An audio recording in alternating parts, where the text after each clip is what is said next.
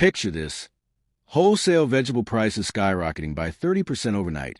American families paying hundreds more per month for basic groceries. And entire industries grinding to a halt because their workforce has vanished. This isn't some dystopian future. This is happening right now in America under Donald Trump's second presidency.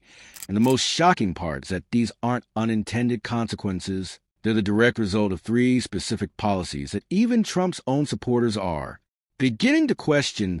Policies so controversial that his approval rating has plummeted to just 38%, according to the latest Pew Research data from August 2025, making this the lowest approval rating of his second term. And if you think that's concerning, wait until you hear what's actually driving these numbers, because what I'm about to reveal will fundamentally change how you view the current administration's approach to governing America. The first policy that's causing massive disruption across the country is Trump's unprecedented tariff war. But this isn't your typical trade dispute.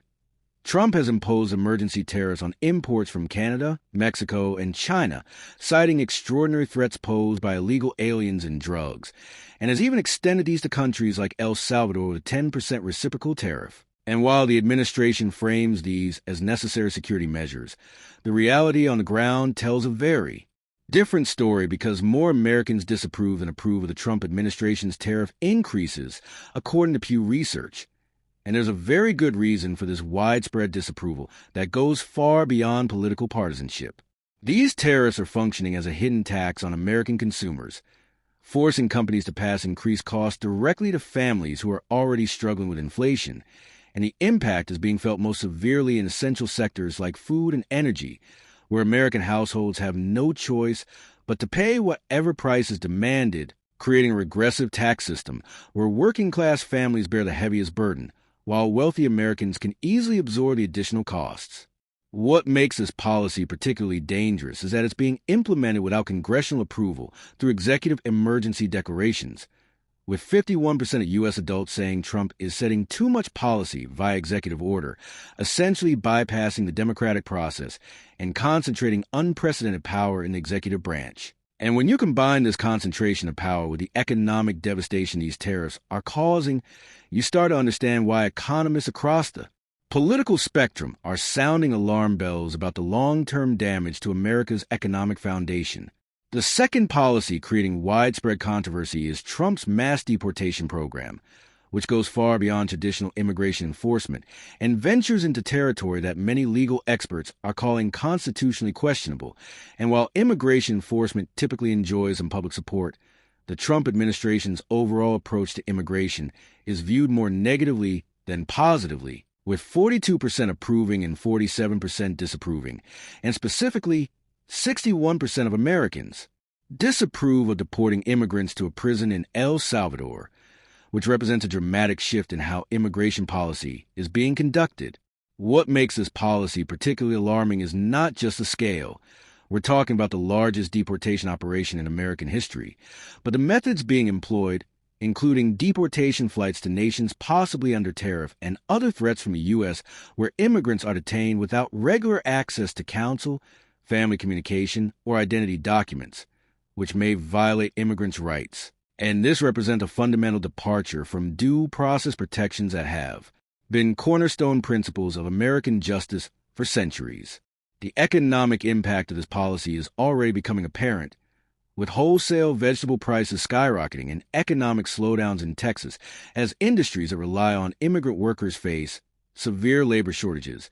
And this isn't just affecting agricultural sectors, but construction, hospitality, healthcare support services, and numerous other industries that form the backbone of American economic activity, creating a ripple effect that's raising prices for consumers while simultaneously reducing economic productivity.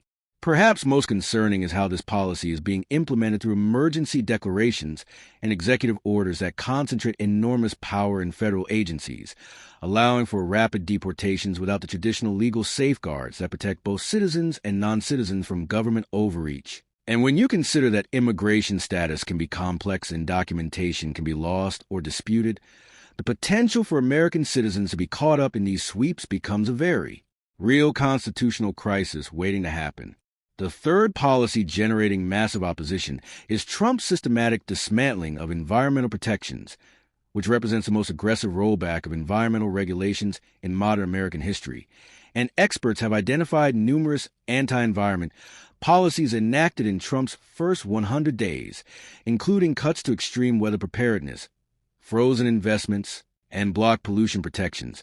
But what makes this particularly dangerous is the timing and scope of these. Change is coming at a moment when climate change impacts are intensifying across the United States. Trump's EPA is not just rolling back specific regulations, but is attempting to eliminate climate pollution limits on fossil fuel power plants altogether, and is even challenging the fundamental scientific finding that greenhouse gases endanger public health, which represents an unprecedented rejection of scientific consensus and established regulatory frameworks that have protected American air and water quality for decades. The immediate impacts of these rollbacks are already being felt in communities across America, where air quality standards are being relaxed just as extreme weather events are becoming more frequent and severe, creating a perfect storm where Americans are exposed to higher levels of pollution precisely when their bodies are under additional stress from heat waves, storms, and other climate-related health challenges. What makes this policy particularly insidious is how it disproportionately affects vulnerable populations, children, elderly Americans, and communities that are already dealing with environmental justice issues, while providing economic benefits primarily to large corporations that can externalize their pollution costs onto the general public, essentially privatizing profits while socializing health and environmental costs. Congress has approved most of Trump's environmental rollback demands, including voting to repeal much of the Inflation Reduction Act, a package of pro-environment spending that included many projects in Republican districts, which means that even communities that voted for Trump are losing investments in clean energy and environmental protection that would have provided jobs and economic benefits.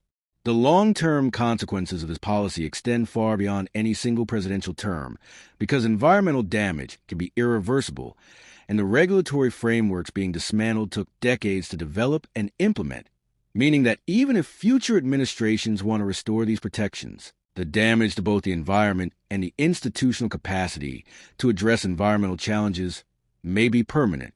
What makes all three of these policies particularly dangerous is how they work together to concentrate power in the executive branch while reducing democratic accountability and oversight, creating a governing system that operates more through executive decree than through the constitutional system of checks and balances that has protected American democracy for over 2 centuries.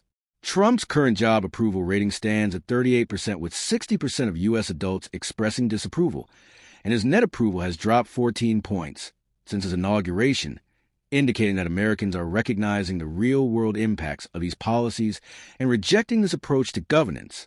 The economic impacts alone, from tariff-induced inflation to labor shortages, from mass deportations to the cost of environmental degradation, are creating a perfect storm that threatens American prosperity and competitiveness. While the constitutional impacts of governing through emergency declarations and executive orders threaten the fundamental democratic institutions that have made America a model for the world, perhaps most troubling is how these policies create self-reinforcing cycles of crisis and executive power expansion, where economic disruption and social tension create justifications for even more extreme measures.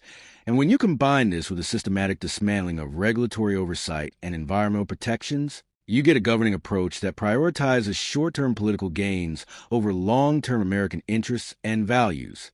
The data from multiple polling organizations shows that Americans across party lines are beginning to recognize these dangers, with disapproval ratings climbing even among independents and some Republicans who supported Trump in the election, but are now witnessing the real-world consequences of these policies in their daily lives. From higher grocery prices to environmental degradation to constitutional concerns about the concentration of executive power.